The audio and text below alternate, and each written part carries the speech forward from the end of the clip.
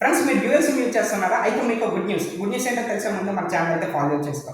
So try new regulatory pass చేసిందనమాట. Try వచ్చేసరికి telecom authority of India. So చాలా వరకు మన మొబైల్ ఫోన్స్‌లో డ్యూయల్ సిమ్స్ అయితే యూజ్ చేస్తూ ఉంటాం. సో డ్యూయల్ సిమ్స్‌లో ఎయిదర్ ఓన్లీ వన్ సిమ్ అయితే ప్రైమరీగా యూజ్ చేస్తాం.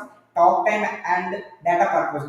While coming to the secondary SIM వచ్చేసరికి ఓన్లీ ఏదైతే మన బ్యాంకింగ్ ఓటీపీస్ వ్యాలిడిటీలో ఉంచాం కాబట్టి వ్యాలిడిటీ కోసం మనం సేమ్ ప్రైమరీ సిమ్ ఏదైతే రీఛార్జ్ ప్లాన్స్ చేస్తామో సేమ్ ప్లాన్స్ అయితే చేస్తామంట.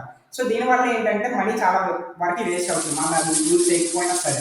సో దీన్ని చెక్ పెడుతూ ట్రై అయితే న్యూ రెగ్యులేషన్స్ అయితే సర్వీస్ ప్రొవైడర్స్కి రిలీజ్ చేసింది. ఎయిర్టెల్, జియో, వడాఫోన్ ఐడియా, బేసన్ అవేంటో చూద్దాం రండి. సో చాలా వరకు ఇండియాలో వచ్చేసరికి remote locations even 4G network కూడా సరిగ్గా లేదు. సో ట్రైవిల్కి చెప్తూ మీరు డేటా ఇంక్లూడ్ కాకుండా only talk time purpose, validity purpose మీరు ఒక సెపరేట్ ప్యాక్స్ అయితే తీసుకురండి. సో దీనివల్ల మనీ కంట్రోల్ అవుతుందని చెప్పారు.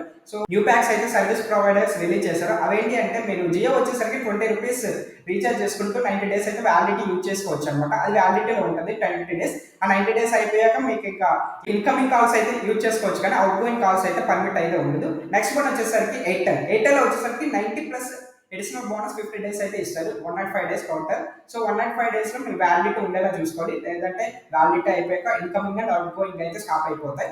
While coming to the Vodafone idea compulsory 90 డేస్లో అయితే వ్యాలిడిటీ అయితే ఉండేలా మీరు చూసుకోండి, లేదంటే మీకు స్టాప్ అయిపోతాయి. ఈవెన్ మీ నెంబర్ కూడా అదర్స్కి అయితే సెల్ చేసేస్తారు. మీకు సేమ్ నెంబర్ కావాలంటే మళ్ళీ 45 రూపీస్ పే చేసి తీసుకోవాలి.